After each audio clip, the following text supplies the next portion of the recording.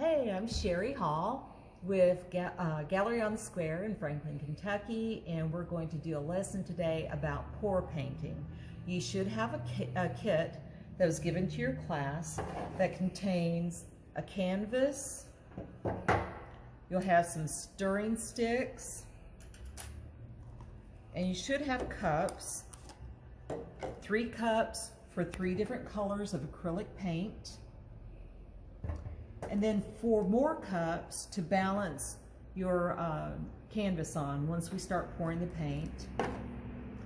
A cup with water and a little bit of dish soap in it. And something to protect your work area. So normally I would use wax paper, but this is saran wrap and it'll work just as well because this is a messy project. So we're going to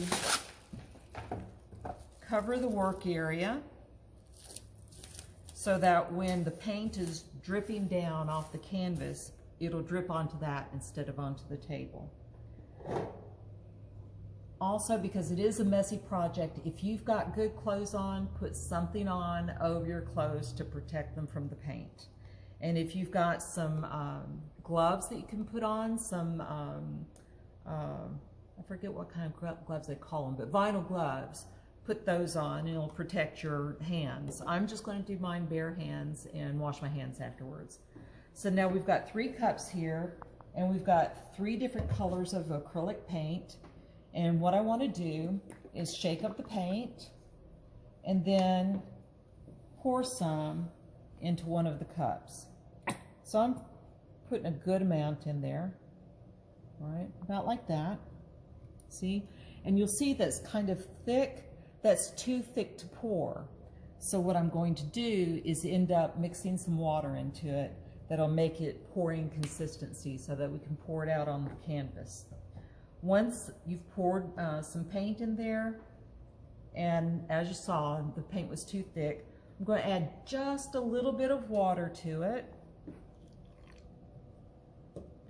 and then stir it up. And you have to stir it like really, really well. It may take a little bit of time, but what you want to do is once you have it stirred up really well, you want to see if the paint is still too thick. And you can see this is still a little too thick. So I'll put a little bit more water in it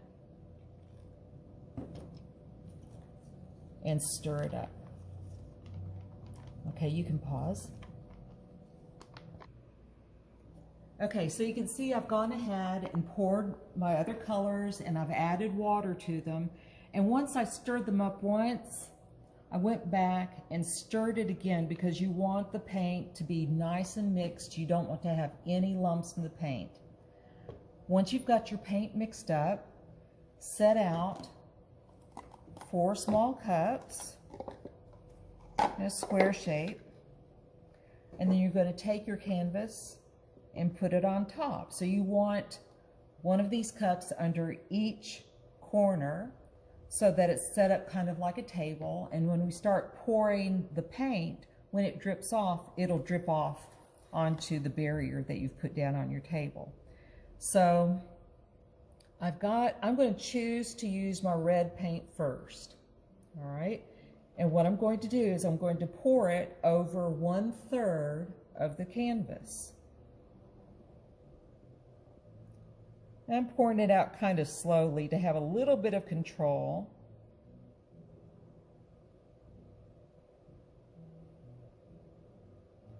All right. And you can see I don't have all the canvas covered. You can move part of it with your stick if you want to.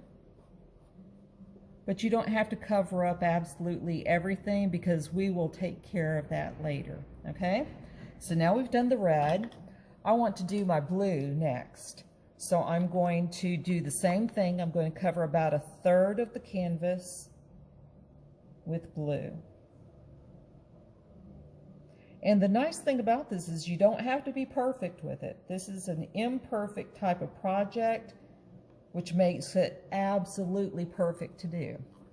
So again, I'm going to just smooth a little bit of the paint around to cover up about 1/3. Okay, and then I'm going to finish up the rest of the canvas with my third color, which I chose yellow. And you can see the paint is dripping off the canvas. And I'll move some of this around. And you can see where I touched some of the blue and it got down in the yellow. That's absolutely fine. It'll actually make some pretty colors. All right, the next thing I want to do is get a plastic fork, and starting at the top of the canvas, I'm just going to make a stripe down the paint. You see how the colors bled into each other that way? Now there's still some paint left on here from where I drug it through. I don't want to wipe it off. I'm going to do another stripe, and you see how it made those pretty yellow stripes in the red? And just keep on going back. Look how awesome those stripes are.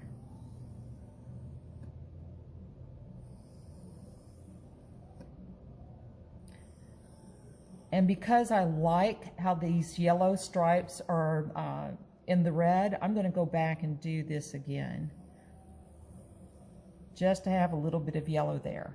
Okay, so then being careful to just pick up like the edges of your canvas, you're going to start tilting your paint different ways from side to side, up and down, and you'll see that the stripes are changing shape. They're getting longer, they're getting wider, depending on where you let them move, right? Then set it down, and you can see I still have bare places on my canvas, especially around the sides. So this is where you have some fun with the paint that's gone down on your paper that you've put down. Just take your finger, dip it in the paint, and start dabbing it wherever there is a place that doesn't have paint. And if it's the same color paint, that's good. If it's not, that's good. That's part of the fun of it. I'm going to use a little red here so you can see what I'm doing.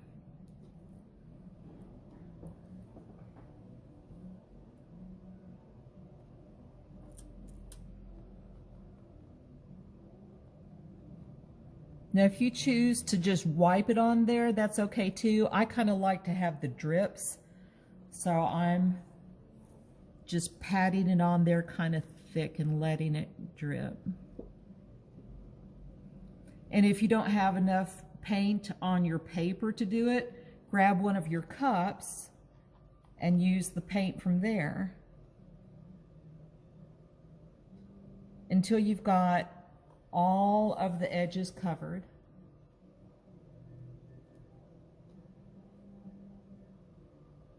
And then you're going to let it dry. All right, so you need to let this dry in a place where nobody's going to be knocking into it. So like if you're doing this at home, you don't want your pets being able to rub up against it, or somebody knocking into the table and knocking it over, because it takes a couple to 3 days to dry. And the way that you can tell that it's dry is to pick it up by the edges and tilt it to see if the light reflects on it like it's still wet. If it's real shiny, you know that the paint is still wet. If it's kind of a dull shine, you know that it's dry.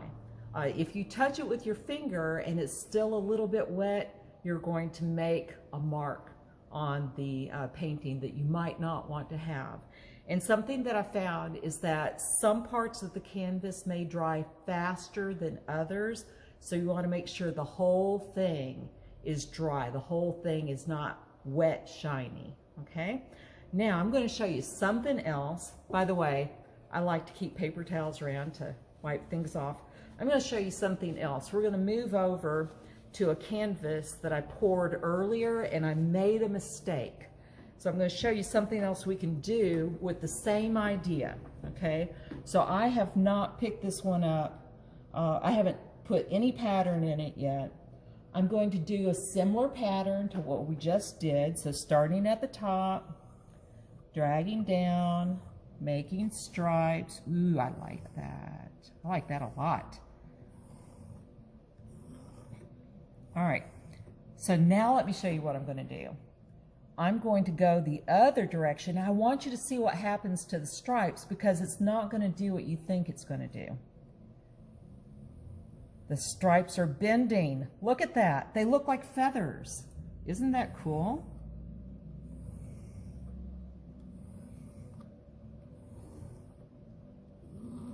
All right. You can also take it and do like swirls. You see that? There's all different kinds of things you can do. You can pour the paint and leave it exactly the way it was when we first poured it, and you'll have 3 big stripes. You can pour it like we did this other one and just make the stripes and then stretch the stripes.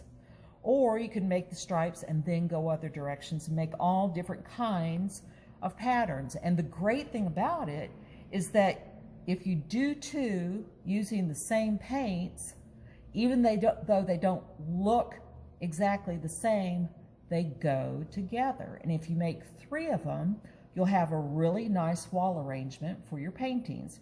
So on this one now, I'm going to do like I did on the other. Let's see what happens when I start letting the paint move. And I'm going to let it move a little bit longer than I did on the other. And look how the pattern changes and stretches. It looks kind of like a tree now, doesn't it? Mm-hmm. And I'm going to let it go down this way some, go down this way some, and I actually like where it is. It'll still change some. So now I'm going to cover my edges just like I did on the other one. You've got the idea.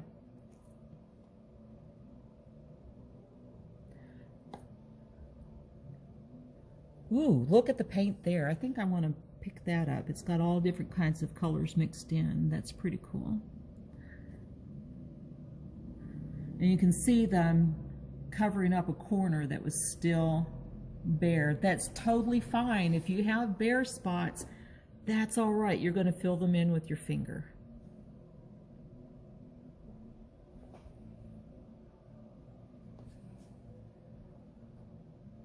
Okay. So just like the other one, you want to let this sit until it's completely dry. Something you may notice as it's sitting there is it may still be dripping, so it may change a little bit from what you initially had, but it's going to look wonderful. Okay, so just make sure that it's completely dry before you pick it up, put it in your backpack, and take it home. Thank y'all. Have a good time. I enjoyed teaching this class. Bye-bye.